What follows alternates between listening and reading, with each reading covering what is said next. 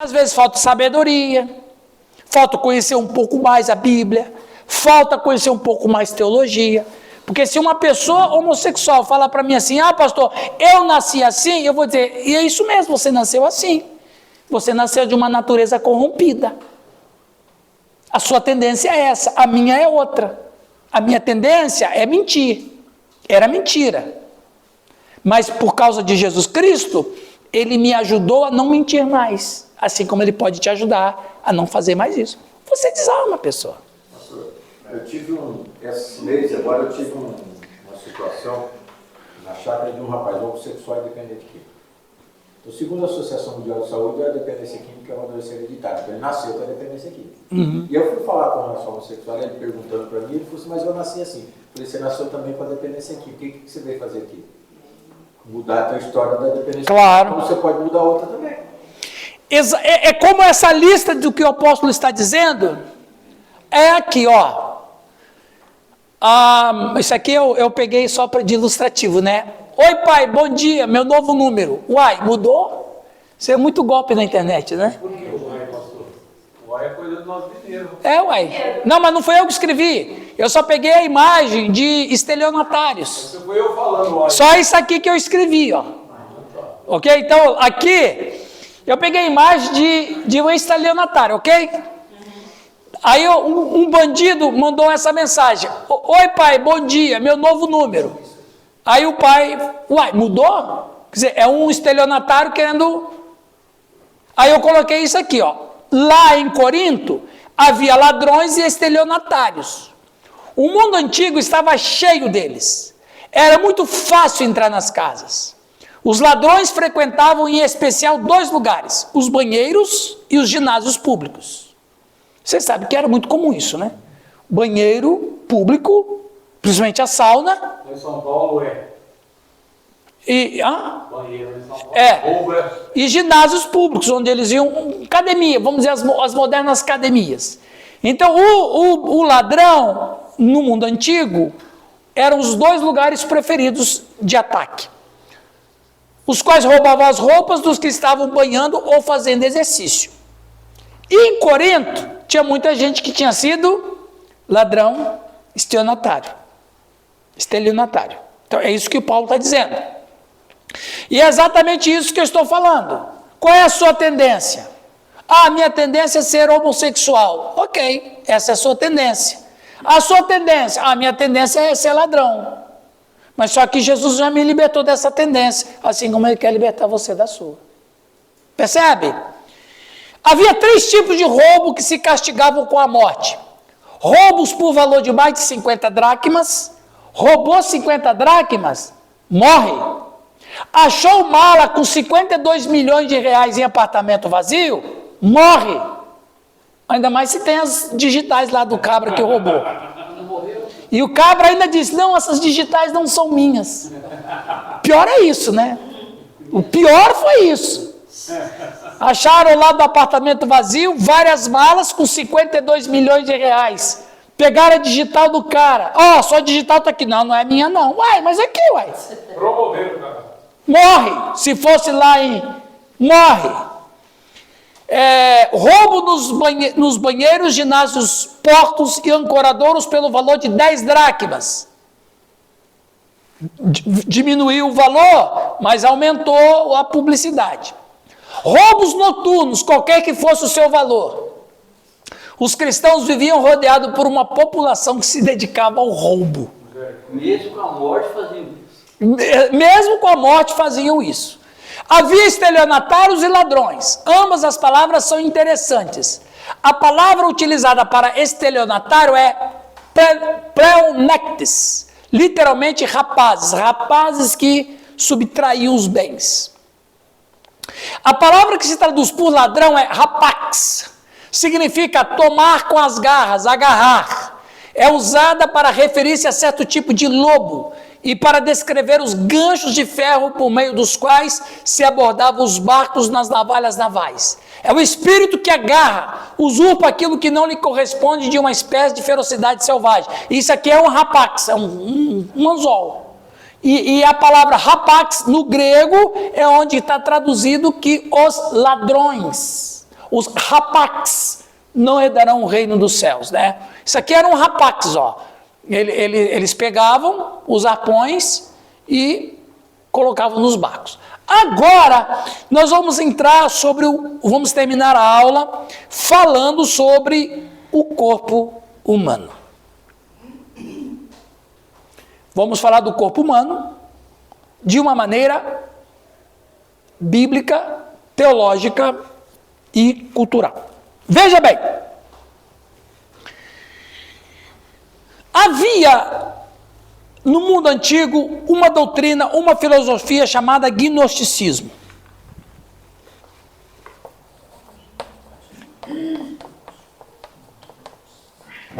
Do grego gnosko,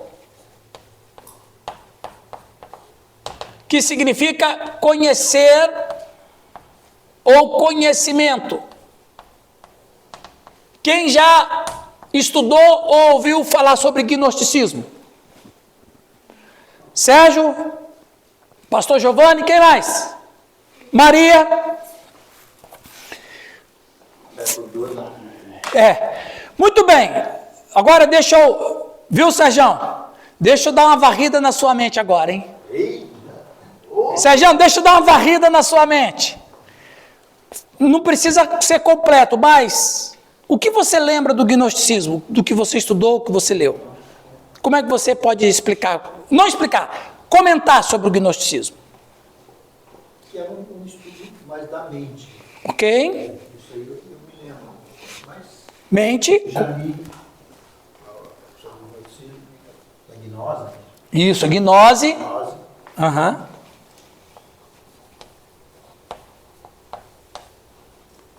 Pastor Giovanni,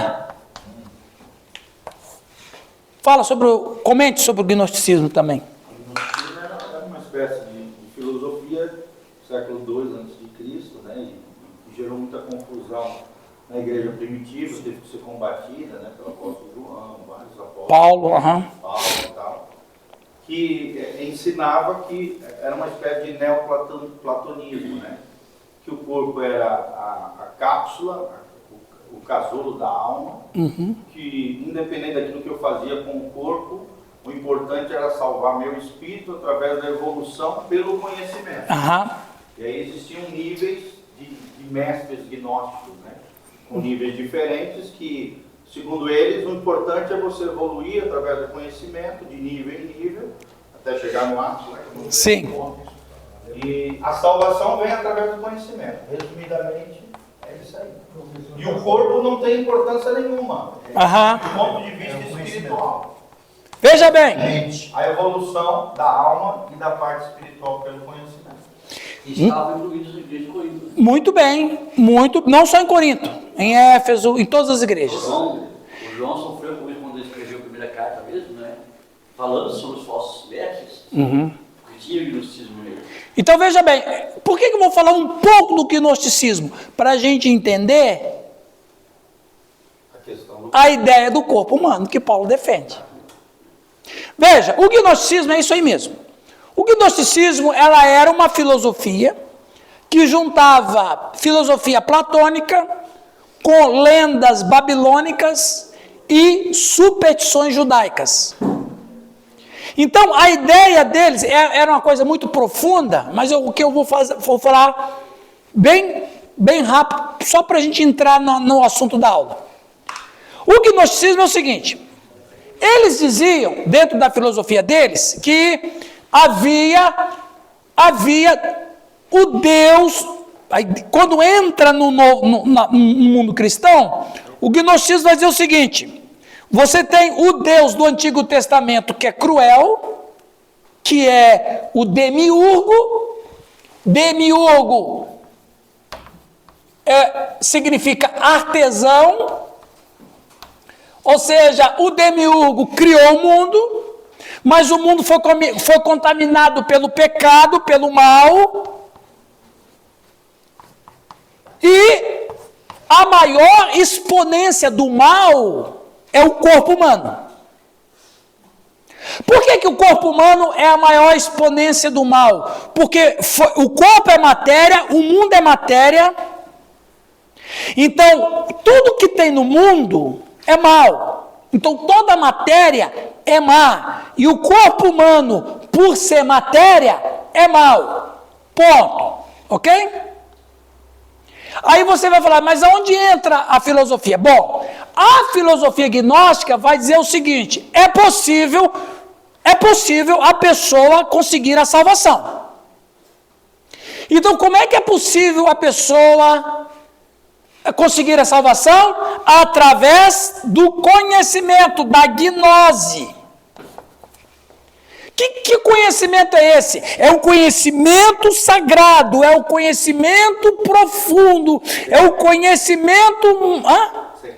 É o conhecimento secreto, é o conhecimento misterioso. Se a pessoa atingir esse nível de conhecimento, ele vai conseguir a salvação. Aí a pergunta é essa, Leia: como que eu vou atingir esse nível de conhecimento? Duas coisas que você tem que fazer. Você tem que castigar seu corpo. Então você vai ter que castigar o seu corpo, porque o corpo é matéria, e matéria é má e não presta. Então você vai ter que fazer... Como que você vai maltratar o seu corpo? Praticando duas coisas: asceticismo e o liberalismo. De que maneira? Você vai se tornar um asceta. Você vai fazer jejuns muito longos. Você vai praticar a bulimia. Você não vai casar. Pode não ter sexo. Sexo é matéria é má. Você vai ter que se abster de beber. Você vai ter que se abster de comer. Você vai ter que se abster de sexo. Você vai ter que se abster de tudo que a matéria e o corpo pede.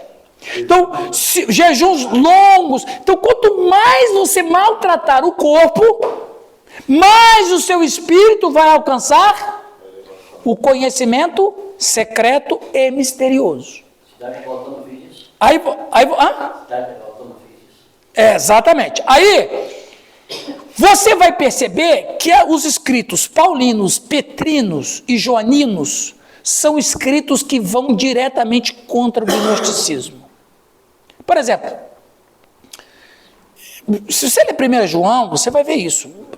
As cartas pastorais, 1 e 2 Timóteo, é gnosticismo que Paulo está lutando. Muito bem. Então, eles vão dizer que você vai atingir a gnose. Então, a gnose é esse conhecimento superior secreto, porque você vai maltratar o corpo. E a outro extremo é o liberalismo. Aí você libera tudo. Você come tudo, você se prostitui, você bebe demais, você come demais. Por exemplo, havia em muitas casas de pessoas importantes um lugar chamado vomitório. Não tem o banheiro? Onde a gente faz as necessidades fisiológicas? Então lá tinha um vomitório. Nesse vomitório tinha uma pena de pavão. Aí você, depois da festa, você comeu, a pessoa bebeu, comeu e bebeu muito, vai lá, com a pena de pavão, joga fora a pena, porque tem um monte de pena lá, e vomita. Para quê? Para comer e beber mais. Com que objetivo? Castigar o corpo. Aí o Paulo vai dizer em 1 Coríntios capítulo 4, 1 Timóteo capítulo 4, que tem gente que fala que tem que se abster de comida, de casamento. Ele está combatendo o gnosticismo. Eu já assisti um filme já que retrata isso, de comer e vomitar para poder comer mais. Isso, mas isso é um princípio gnóstico. E era comum, né, na Roma antiga. Era muito comum, por causa de quê? Porque eles têm que castigar o corpo no máximo que puder, porque o corpo não presta. O corpo é mau, o corpo é matéria, tudo que é matéria é má. Então o corpo tem que ser castigado. Então a pessoa escolhia ou asceticismo ou libertinagem, com o corpo. Sim. Eu peguei o bonde andando aqui. Quem foi mesmo o pai do gnosticismo? Não tem, ele tem vários pais. O gnosticismo é uma soma de filosofia platônica, lendas babilônicas, contos judaicos e tudo. Então é uma mistura. Aí você pega também as lendas orientais, etc. Entendeu? É uma mistura, na verdade. Principalmente o hinduísmo. Aí, não sei, isso que o pastor Giovanni falou é o seguinte, só que tem um detalhe, nem todo mundo é salvo. Por quê? Porque eles dividiam o homem em 3 categorias. Os ílicos, os ilicóis, os carnais. Esses carnais, os ílicos, eles não têm jeito mesmo, pastor Giovanni. Eles aí estão condenados à condenação mesmo, porque esses nunca vão atingir o conhecimento. Não adianta. Por mais que eles estavam escolhidos para serem condenados, os ílicos. Aí tinha os pneumáticos, que eram os espirituais. Estes sim poderia alcançar o conhecimento desde que ele praticasse ou asceticismo ou liberalismo.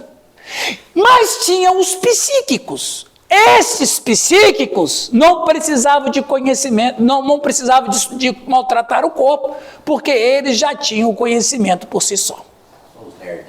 Então, isso aí, você fala assim, nossa, que coisa doida. Por exemplo, como é que Jesus Cristo é dentro do gnosticismo? Um aeon. O que é um aeon? Um aeon são figuras espirituais como anjos, porque o Deus não pode vir no mundo. Por que o Deus não pode vir no mundo? O demiurgo não pode vir no mundo. Porque ele vai se contaminar, porque o mundo é matéria. Tudo que se envolve com a matéria é mal. E ele se torna mal. Então o demiurgo não pode vir. Mas aí vem o aeon. Quem são aeons? São seres espirituais que transitam. E aí eles põem Jesus Cristo como um aeon também.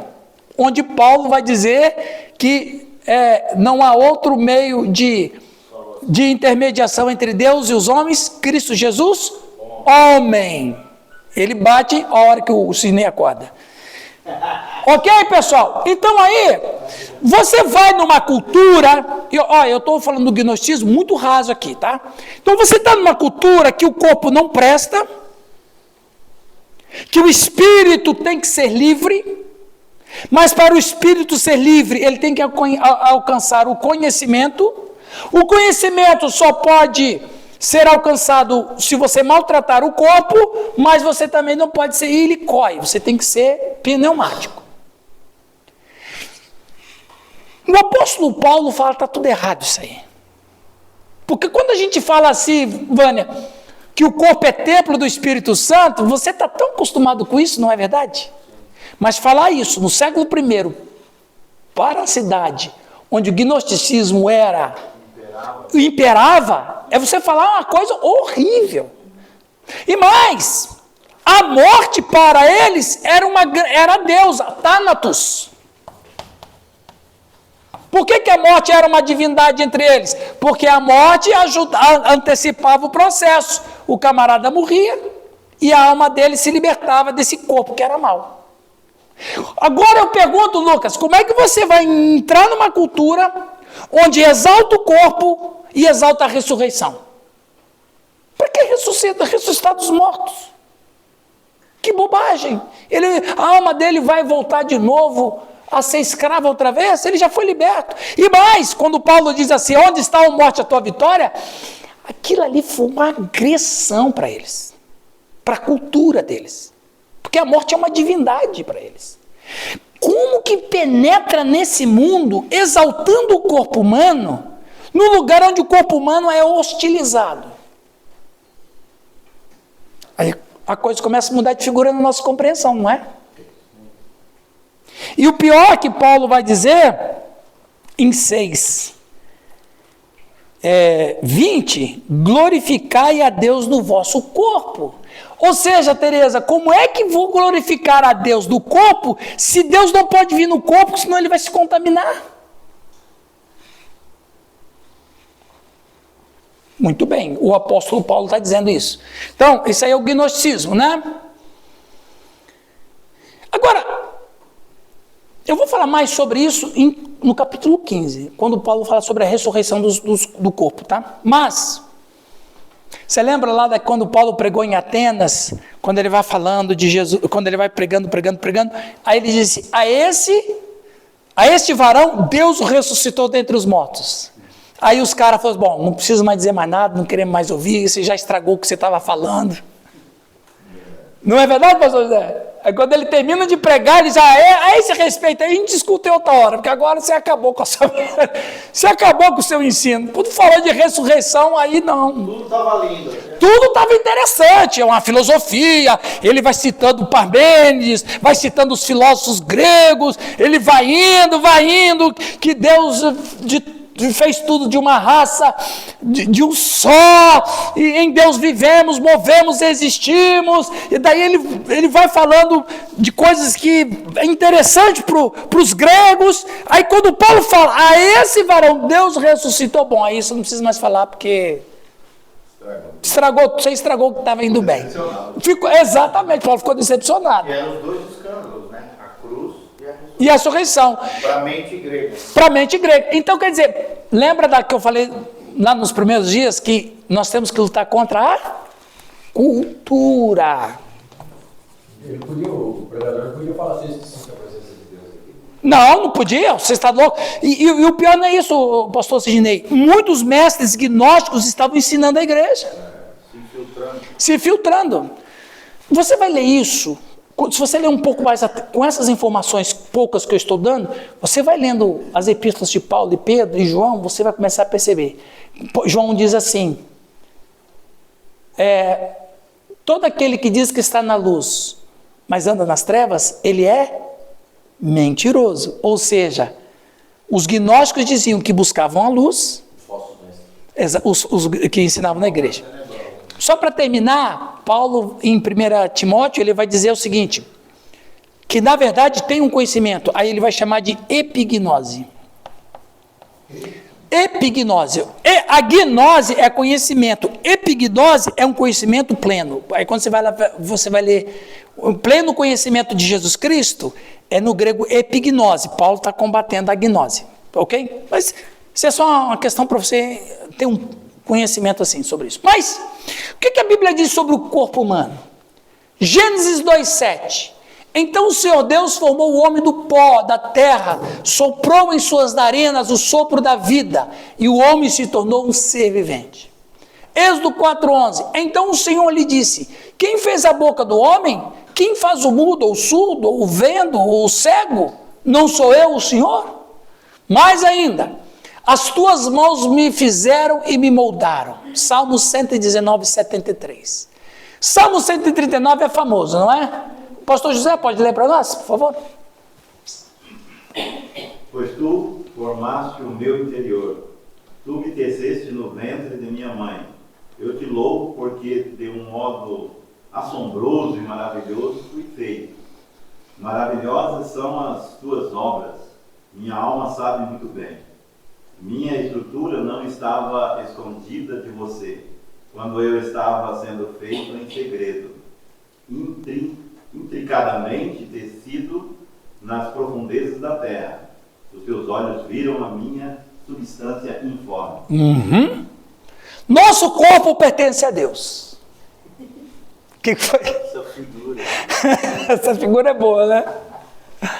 Nosso corpo pertence a Deus, é propriedade dele, não nossa. Nós não o possuímos, Deus o possui. Ele criou o nosso corpo e espera que nós usemos de maneira que ele pretendia que fosse usado. Veja, o apóstolo Paulo está falando do corpo humano ainda num contexto sexual. Toda relação sexual, heterossexual, que um casal faz, está celebrando um culto a Deus. Preciso disso. Percebeu? Todas as vezes que um casal tem relações heterossexuais, a sua cama é um altar e o sexo é um culto a Deus. Mas como a Léa disse, é que muitas vezes a nossa mente ainda é agostiniana, mas não é. Tá? Vamos adiante. E devido a isto, o corpo do homem não é sua propriedade com o qual pode fazer o que deseja, pertence a Cristo. E o homem deve utilizar esse corpo não para satisfazer os seus próprios apetites, mas para a glória do Salvador.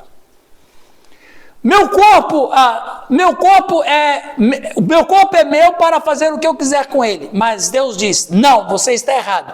Não é o seu corpo, porque você não o criou. Eu o fiz e o emprestei para você viver enquanto coloco na terra. E espero que você cuide bem da minha criação.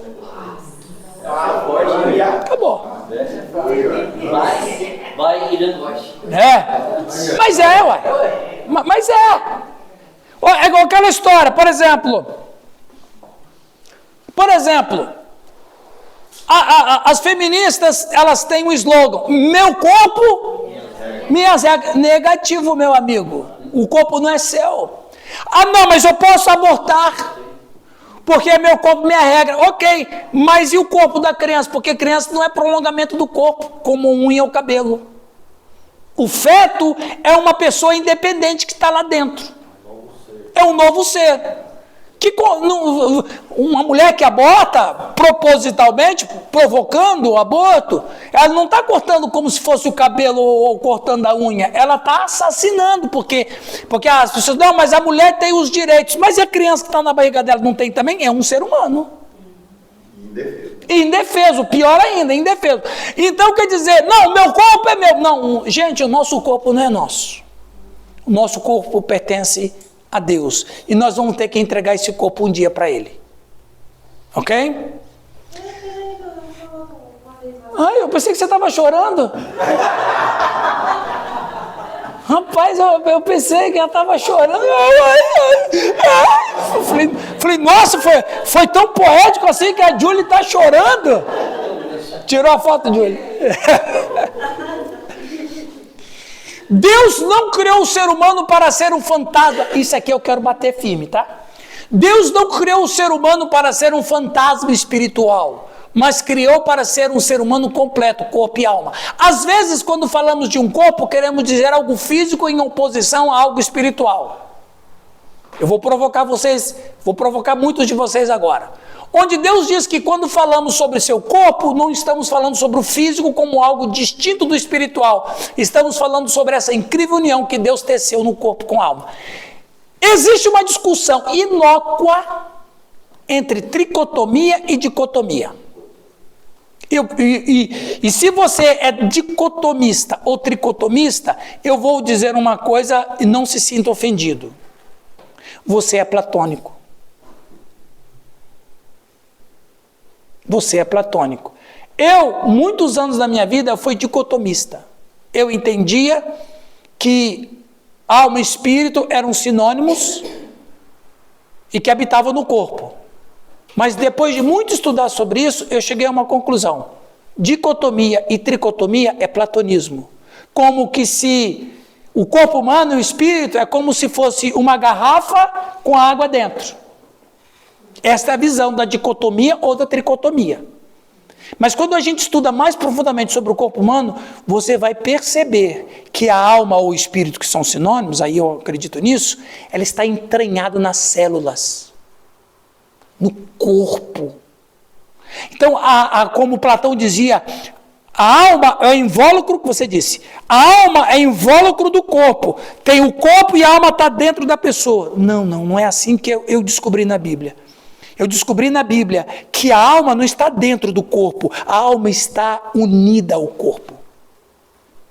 Agora, eu não vou falar disso porque não é o tema, mas pensa bem sobre isso, não precisa debater comigo. Em cada célula, Vânia regadou os olhos para mim, Vânia? Porque se a gente vai, olha, presta atenção, eu não estou aqui ofendendo intelectualmente ninguém. Está passando o teu posicionamento. Entendeu? O meu posicionamento daquilo que eu estudei, e eu estudei, eu cheguei a uma conclusão. Dicotomia e tricotomia é platonismo. Então tem uma visão holística do ser. A visão holística do ser como um todo. Nós somos... Obrigado. Tá, vai em paz. Já vai, homem. Assim, ó, mas ó, o fiel é despedido assim, ó. Vai preparar. Ó, mas eu coloquei no grupo aí que ele vai falar hoje, tá? Vai preparar o Então, então veja bem, irmãos e irmãs. Então, veja, quando a gente para pensar no corpo de Jesus, quando a gente estuda sobre a cristologia, que tivemos esse curso complicado também, a gente vê que as duas naturezas estavam inseparavelmente unidas no corpo, não dentro do corpo. E assim a nossa essência como ser humano. Eu não vou aqui entrar em discussão, mas é o que eu acredito, não porque é um acreditar supersticioso, não acreditar porque eu tenho... eu estudei. Então eu estudei afastando da dicotomia e tricotomia para mim não me contaminar na minha crença. Coloquei de lado. E eu chego a essa conclusão, e também quem é dicotomo ou tricotomo não é heresia não, não tem problema, fica à vontade. Mas se você não parou para pensar nisso, eu estou oferecendo uma nova ideia para você. Então, aí eu escrevo isso aqui, ó, onde Deus diz que quando falamos sobre o seu corpo, não estamos falando sobre o físico como algo distinto do espiritual. A dicotomia e tricotomia faz isso. Estamos falando sobre esta incrível união que Deus teceu no corpo com a alma. Então nós somos, na verdade, não é só, no Antigo Testamento você vai ver que falam 70 almas foram para, não é? Para o Egito. E essa palavra alma, você vê relatos, os históricos do fundamento do Titanic. Lá diz que quando foi perguntado para os sobreviventes, quem sobreviveu da tripulação, o relato deles foi: nós tínhamos 2.200 almas. Então, essa questão de considerar o ser humano alma é fato, porque alma vivente, o homem se transforma em alma vivente. Então, o que é alma vivente? É um corpo que está nutrido pela alma, não a alma dentro dele, mas a alma permeando todas as suas células. Ok? O quê? 1 Tessalonicenses 5,3? Isso aqui, ó. Pastor, hipérbole. Paulo, ele tinha esse recurso literário grego. Hipérbole é quando você quer passar uma ideia, mas uma ideia com muita convicção, você exagera. Então ele diz que o Espírito Santo vos santifica em tudo. Corpo, alma e espírito. Ou seja, o que Paulo está dizendo é uma linguagem hiperbólica. Como o Moisés usou uma linguagem hiperbólica, quando ele disse para o faraó: nenhuma unha vai ficar no Egito. Uai, unha? Se os teus olhos fazem pecar, arranca-os. Então são linguagens, são recursos literários para entender uma situação. Paulo, na verdade, ele abusa de linguagem hiperbólica, até mesmo em 1 Coríntios 13, que a gente vai ver isso, quando diz: ainda que eu falasse a língua dos homens e dos anjos. Quer dizer, não existe língua dos anjos. E ele está exagerando para dar conotação que, se não tiver amor, de nada adianta. Então não tem língua de anjo, porque o anjo é considerado uma categoria, nessa primeira estágio, superior a nós. Então, mesmo se eu falasse uma língua superior, se eu não tiver amor, nada terei. Então, Paulo usava muito de recursos de hiperbolismo. Ok? Mas você não... por exemplo, o autor de Hebreus, que foi Apolo, não é? Eu já ensinei isso para vocês. Lutero disse que foi Apolo, então foi Apolo mesmo, né? Você sabe disso? Que era como é que fala o judeu que é helênico, como é que fala? Não, é um judeu formado, isso mesmo, judeu helênico, né? Ele era um judeu helênico, ou seja, ele era um judeu formado na literatura e na cultura grega. E ele vai dizer que a espada de Deus, ela penetra no fundo até dividir alma e espírito. É uma linguagem hiperbólica. Ele quer dizer o seguinte, que quando Deus fala, a palavra de Deus chega, pega o ser humano em todo o seu ser. Então são linguagens hiperbólicas. Agora, claro que não vou discutir isso Eu estou respondendo a pergunta que você me fez, ok? Mas pelo menos é por aí. Então quer dizer que língua dos anjos foi só... Se você falou, você está mentindo. Não. Eu tô... Para. Amém. Deus abençoe. Valeu, Mar. Eu digo porque assim, quando língua dos anjos, você vê anjos aparecendo a pessoas, no caso. Não, aparecimento de anjo não tem nada a ver. Eu estou dizendo, a pessoa com o anjo comunicando. Comunicamos exatamente, Então, assim, na língua das pessoas. Então a língua dos anjos em si tem uma polêmica muito grande. É uma bobagem. Na verdade, graças a Paulo, né? Ele escreveu isso aí, tudo bem que o Espírito Santo deu uma força, mas não existe língua de anjo, na verdade. Os pentecostais creem que a língua dos anjos é a oração em língua. Não, mas aí conflita. Bom, vamos deixar isso para o capítulo 12. Vamos deixar isso para o capítulo 12. Vamos chegar lá, né? Obrigado depois. O Espírito de Deus vive em meu corpo. Botar álcool nessa política. Paulo diz. Alguém pode ler para nós? Tudo bem, agora vá mais longe.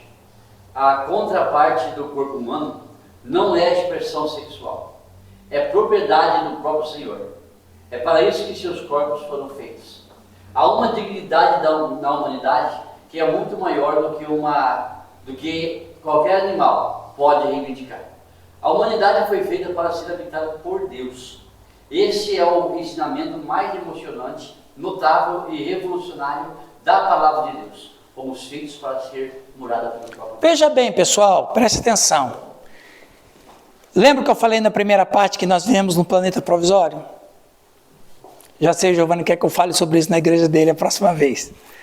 A gente vive no planeta provisório. Então tudo aqui é provisório. Então veja bem. Deus habita em nós. Já sei até o título. Já, né? Deus habita em nós, mas Ele habita em nós de maneira não real. Não na sua essência. Por quê? Deixa eu fazer uma pergunta aqui para a pastora Tereza. Veja bem, pastora Tereza, Moisés, eu essa pergunta, quando Moisés pediu para Deus deixar vê-lo, o que Deus falou para Moisés? Lembra do texto?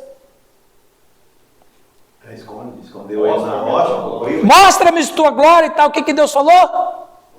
Pode ver, mas tem que ir aí na fenda da rocha. Pode, mas nem um homem que me vê, se o homem não pode vê-lo, como é que ele pode habitar com a gente? E não matar todo mundo? Só tem uma resposta: Deus está entre nós de maneira disfarçada. Percebe? Deus está entre nós de maneira disfarçada. Então Deus habita no meio da gente de maneira disfarçada. Deus habita na igreja, mas não em sua totalidade. Veja, um pouquinho de escatologia, quando Jesus voltar, ressuscitar a igreja, ressuscitar os corpos e tudo, e o estado eterno, quando vai dizer lá que nós habitaremos com o Senhor, a igreja não vai existir mais. Por que a igreja não vai existir mais? Porque a igreja, ela é um instrumento de Deus para salvar pecadores. Lá no estado eterno, quando não tiver mais mal e nem mais pecadores, para que vai precisar de igreja? Não precisa mais de igreja. A igreja é só no planeta provisório. E na dispensação da graça.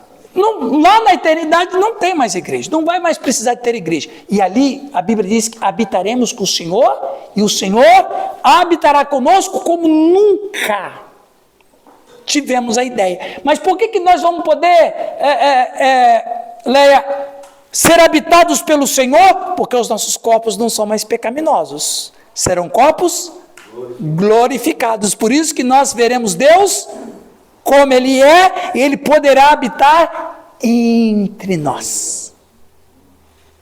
Então, coisa linda. Então veja, a humanidade foi feita para ser habitada por Deus, mas Deus habita na gente de maneira meio disfarçadinha, senão Ele mata a Rose. Mas naquele dia Ele vai habitar de maneira plenificada. Entendeu? Então o Espírito de Deus vive no nosso corpo, vive, mas ele vive de uma maneira que não nos mate. Como Lutero dizia, o homem usa uma máscara para se esconder, Deus usa uma máscara para se revelar. Então, dentro dessa perspectiva, Deus está com a gente. Então, o corpo foi feito para o Senhor e o Senhor para o corpo. Preste atenção, quem que está dizendo isso? O apóstolo Paulo. Veja bem, o corpo foi feito para o Senhor e o Senhor para o corpo. Ou seja, não tem condição do ser humano se sentir realizado se o corpo dele não estiver em Deus. Ou seja, vamos voltar à primeira parte. O ser humano só se encontra na vida e na história quando ele faz parte de Deus. Quando ele faz parte de Deus, ele se sente tão realizado porque ele passa a ter esse casamento com Deus, é a noiva do Cristo. E aí ele se encontra num estado de êxtase, porque o corpo dele foi feito para o Senhor e o Senhor para o corpo. Por isso que o ser humano sem o Senhor está perdido. Esta é uma verdade incrível quando você começa a entender o que Paulo realmente está dizendo aqui. Portanto, você não pode compará-lo com qualquer tipo de relação entre estômago e comida. E como Paulo destaca, Deus tem um propósito para o corpo, ele vai ressuscitá-lo. Se o nosso corpo não fosse tão importante assim, ele deixaria destruído e criaria um outro corpo. Ou sei lá, faria todo mundo ser fantasminha. Um ghost. Não. Deus vai ressuscitar o corpo do José. Do pastor José vai ressuscitar. Só que ele vai ressuscitar bonito, né? Mais bonito. O pastor José vai ressuscitar glorificado. Sem doença, sem mancha, sem qualquer coisa que lembre esse estado terrível. E o corpo dele vai receber a presença de Deus em sua plenitude. Amém. Então veja, Jesus disse, eu tinha que dizer muitas coisas, mas vocês não podem suportar. Alguma coisinha, o Senhor Jesus não disse, mas o apóstolo Paulo falou assim, Senhor, deixa eu falar isso. Pelo menos isso, né? Um pouquinho, né? Deixa eu falar pelo menos isso. Tem um livro tremendo do Richard Baxter, chamado Descanso Eterno dos Santos. Sim. É absurdo e é uma reflexão do século XVII de um pastor inglês que ele faz sobre o segundo relato bíblico, provavelmente como vai ser o céu. O céu. É o melhor livro que eu já li sobre esse assunto que você está mencionando, é extraordinário. Preste atenção, gente. Estamos terminando, só tem mais 2 slides.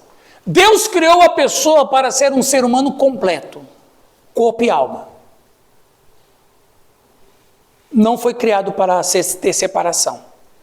Por isso que quem morre, de acordo com pelo menos um texto do Apocalipse, ele se sente incompleto. Por isso que ele tem que ressuscitar, nem que for para ir para o inferno. Ele tem que ir para o inferno com o corpo dele. É uma coisa interessantíssima isso. Às vezes, quando falamos de um corpo, queremos dizer algo físico em oposição a algo espiritual. Isso aqui eu já repeti. A pessoa foi criada para desfrutar da união e comunhão com Deus. O cristão experimenta isso através do Espírito Santo. A pessoa foi criada para ter seu vaso preenchido, em desespero e infundido com uma alegria extremamente grande. Isso acontece por causa do seu encontro direto e a experiência de Deus, a experiência com Deus Espírito Santo. Qual é essa aqui, né? Não, essa daí. Deus se preocupa tanto com o corpo que quando alguém morre, não é apenas uma casca a ser descartada para sempre. Não é, gente. Não é. Em vez disso, a morte é uma separação hedionda, não natural e grotesca do corpo da alma. Não é um estado em que a pessoa pretende permanecer para sempre. Nem quem está no céu e nem quem está no inferno quer continuar fantasma. Eles querem entrar no corpo de novo. Anseiam por isso, desejam por isso, almejam por isso. Por quê? Porque é o estado original da criação. A morte, não é um estado em que a pessoa pretende permanecer para sempre. Temos que ficar lá agora. A morte domina nossos corpos por um tempo, mas fomos criados para ser uma pessoa inteira, corpo e alma. E mais, a última. Deus ressuscitará meu corpo na volta de Cristo. Posso ouvir um amém? Amém. Mas aí surgem aquelas perguntas, mas o camarada foi estourado pela bomba, comido por um tubarão. Foi incinerado, morreu queimado, carbonizado. Não, pior do que queimado é ser comido por feras. Gente, preste atenção. Eu gosto de responder sempre isso. Deus que fez esse universo ex nihilo, do nada, ex nihilo é do nada. Se Deus que fez todo esse universo cosmos maravilhoso do nada, o que difícil é para ele ressuscitar um corpo que já tinha matéria? Em algum lugar está. Vai ressuscitar, não importa. Lembra do Ezequiel 37? Vai ressuscitar. É uma honra para o corpo que Jesus Cristo ressuscitou dos mortos. Gente, isso é importante, ó. É uma honra para o corpo que Jesus Cristo ressuscitou dos mortos. E será uma honra para os nossos corpos que eles sejam ressuscitados. A esperança de uma ressurreição para a glória deve impedir os cristãos de desonrar os seus corpos por concupiscências carnais. Então, basicamente, ficamos nisso aí em 1 Coríntios 6, né? Isso porque eu ainda tirei muita coisa, porque eu falei, não adianta, isso aqui vai demorar muito, vamos fazer um... Eu citou uma frase aí do estado original da criação, antes do pecado. Antes do pecado. Existia ali o Adão e a Eva no paraíso, no Éden, né? Então seria uma comparação, né, que nós vamos voltar àquele estado, antes da queda. Melhor. Viu, o pastor Sérgio fez uma pergunta interessante. Você sabe por que vai ser melhor? Isso aqui foi ótima a sua pergunta. Melhor que Adão e Eva? Não melhor do que os corpos deles. Mas por uma razão, pastor Sérgio.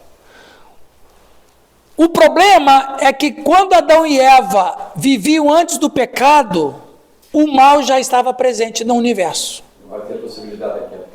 Então, quando Deus falou assim, se vocês comerem dessa fruta, certamente morrerá, então quer dizer, havia uma possibilidade deles morrerem. Por quê? Porque o mal já era presente no universo.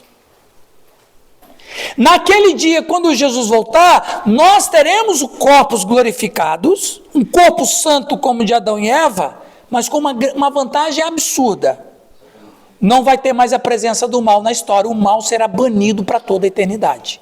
Apocalipse capítulo 21 e 22 fala isso, que na cidade santa nenhum mal, nenhuma coisa imunda penetrará nela. Então, a grande vantagem, aliás, vantagem que o próprio Adão e Eva vão ter, não é? Exatamente. Eu fiz uma mensagem há 25 anos atrás, mais ou menos sobre isso, né? Retornando ao paraíso. Retornando ao paraíso. Tem uma música lá do Paulo César Baruch. Não é o Baruch, não. É aquele cantor que canta... Ele foi cantor de uma música só, né? Você é espelho... Anderson Freire, é cantor de uma música só. O Anderson Freire tem uma música, viu? Eu nunca mais ouvi nenhuma música dele, mas daquele CD que ele gravou, olha, aquele CD que ele gravou, todas as letras dele são muito interessantes. Essa aí é discutível. Essa que fez sucesso, esse hit, é discutível. Mas ele tem uma música lá, que a letra dele é interessante, que ele fala exatamente a volta ao jardim. Não é isso aí, você que é de música? Paulo César Baruch também tem uma música. Casa de amor? Não. Jardim da Não é aquela uma Inocência. que fala saudade? Também é lindo. Saudade. Essa é do Jardim da Inocência. Que eu estou falando. Voltar ao jardim da inocência. Então, eu não conhecia essa, mas eu conheço essa do Anderson Freire. Quando ele canta aqui, que nós vamos voltar ao Éden outra vez. Bom, não, rapaz, eu sou pago para dar aula, não sou pago para cantar. Casa de amor, ó. Casa de amor. Ó, isso é coisa linda, hein? Viu, pessoal? Então veja, quando Jesus Cristo voltar, nós teremos uma grande vantagem em relação aos nossos pais, Adão e Eva. O diabo não vai mais estar na nossa presença e, logicamente, o mal também não. Por isso que Deus vai habitar com o seu povo não vai ter mais a presença do mal no universo. Essa é a grande vantagem que a gente vai ter. Então, é um retorno ao jardim? É um retorno ao jardim. E para concluir, lembre-se sempre, o homem não perdeu o céu, o homem perdeu a terra. E essa terra vai ser reconquistada. E Deus vai dar de novo para o homem. Novo céu e nova terra. Amém? Amém, povo? Ok.